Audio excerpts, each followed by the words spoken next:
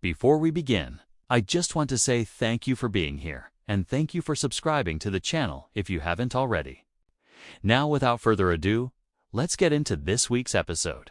The year is 1791, and the place is Saint-Domingue, a French colony on the island of Hispaniola. This is the same island that would later become home to both the Dominican Republic and Haiti. But at the time, it was divided between the French, who controlled the western part, and the Spanish, who controlled the eastern part. And of course, like most colonies at the time, Saint-Domingue was built on the backs of slaves. In fact, it was one of the largest slave markets in the world, with over 40,000 Africans sold every single year. Slaves were brought to Saint-Domingue from West Africa to work on sugar plantations. They worked long hours under brutal conditions, and many of them died young, which meant that the slave owners had to keep buying more and more slaves to replace the ones that kept dying. There was a lot of money to be made in Saint-Domingue. The colony was extremely profitable for France and was nicknamed Little Paris due to its wealth. Slaves in Saint-Domingue lived horrible lives.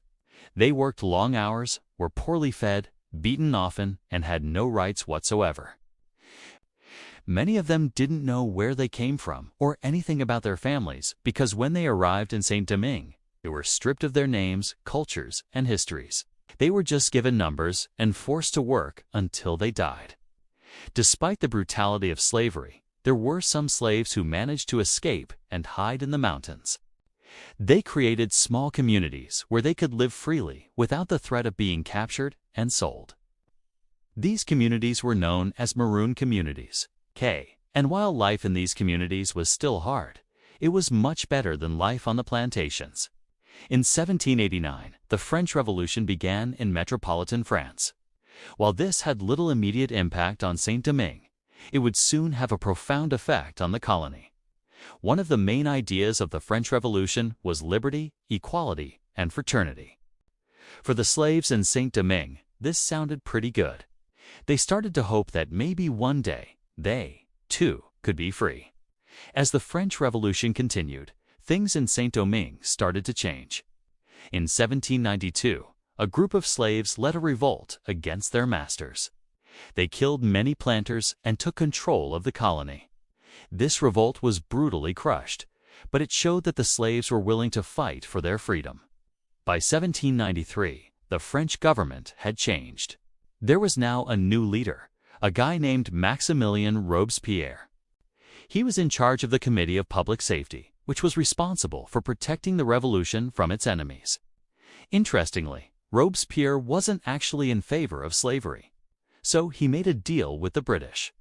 He agreed to give them some of the sugar from Saint-Domingue in exchange for weapons and support. This was a good deal for Britain because they got the sugar they needed to make rum, which they used to trade with the West Indies. It was also a good deal for the slaves in Saint-Domingue because now they had access to weapons. Also, in 1793, the Spanish joined the fight. You see, Spain and France were technically allies, so Spain was obligated to help France fight its enemies. But Spain was also a slaveholding country, and they saw an opportunity to make some extra money by selling weapons to the slaves in Saint-Domingue. The slaves used these weapons to fight back against the French. Things were getting pretty bad in Saint-Domingue. The colony was being torn apart by war. The economy was in sharp decline and the people were starving. It looked like things couldn't get much worse. But then a devastating earthquake struck. It hit on August 18, 1793, and killed thousands of people. It also destroyed most of the buildings in the colony, including those owned by the French government. Now, after the earthquake, the Colonial Assembly asked France to send troops to restore order. But France was in the middle of its own revolution and didn't have any extra troops to spare.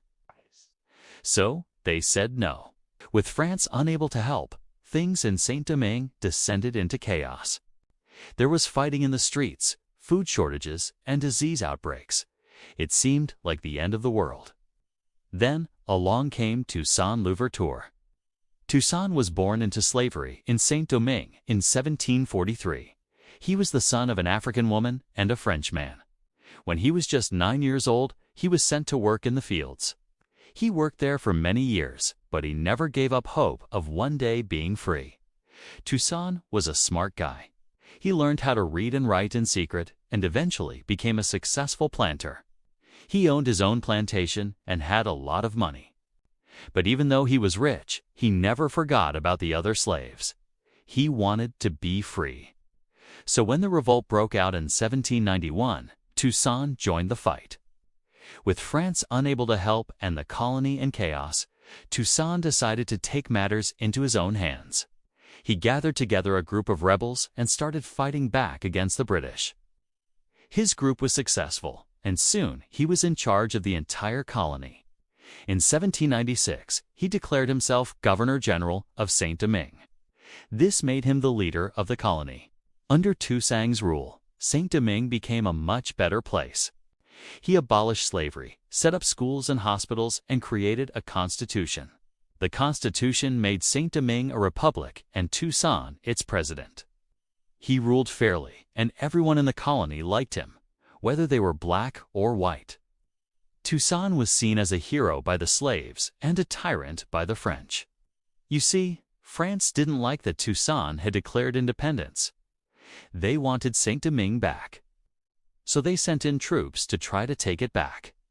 Toussaint was able to defeat these troops, but it was expensive to keep fighting, so he made a deal with Napoleon Bonaparte. Napoleon was a French general who had come to power in a coup. He agreed to return Saint-Domingue to France if Toussaint gave him half the colony. Toussaint accepted the deal, but then he went back on his word and didn't give Napoleon what he wanted. This led to the French sending in more troops to try to capture Saint-Domingue. Toussaint was eventually captured and sent to prison in France. He died there in 1803. After Toussaint was gone, one of his generals, Jean-Jacques Dessalines, took over. Dessalines was a tough guy.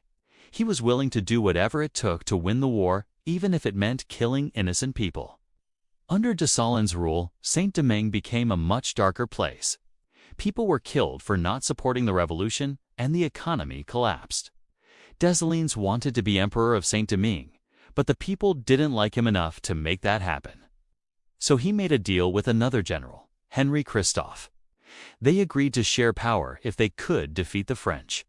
Christophe would rule in the north, and Dessalines would rule in the south. Dessalines was eventually captured and killed, but Christophe was able to stay free. He kept his end of the bargain and gave the southern part of the colony to Dessalines. In 1806, Christophe declared independence from France and established the Republic of Haiti.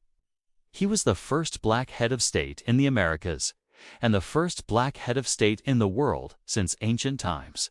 Christophe ruled like a god over his people. He built impressive palaces and roads, but he also forced people to work for him without pay and killed anyone who opposed him. After ruling for 6 years, Christophe was finally overthrown and killed. Haiti was then taken over by a group of foreigners who didn't like blacks.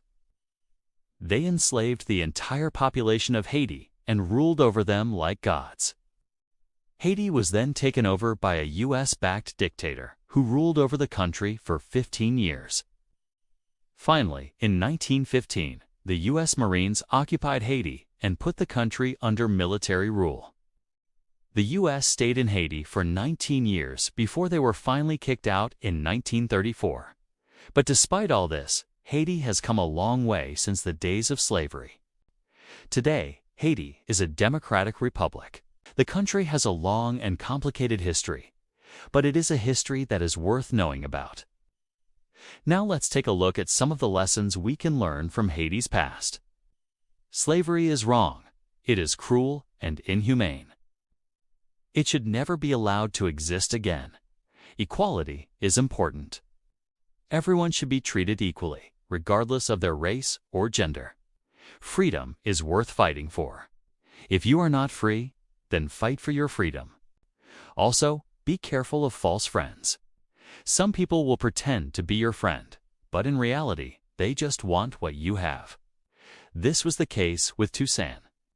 He trusted Napoleon, but in the end, it cost him his life. Finally, never give up hope.